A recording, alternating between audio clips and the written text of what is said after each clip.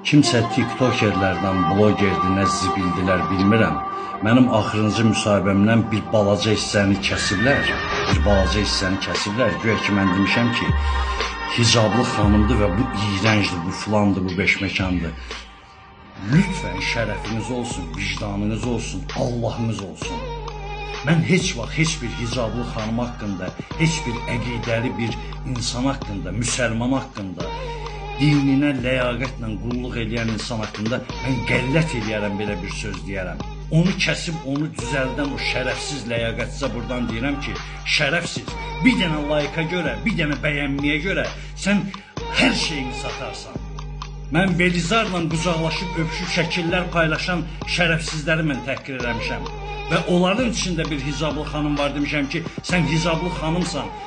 Necə bu belə bir üzlənirarla öpüşüb, görüşüb şəkil çəkdirə bilirsən?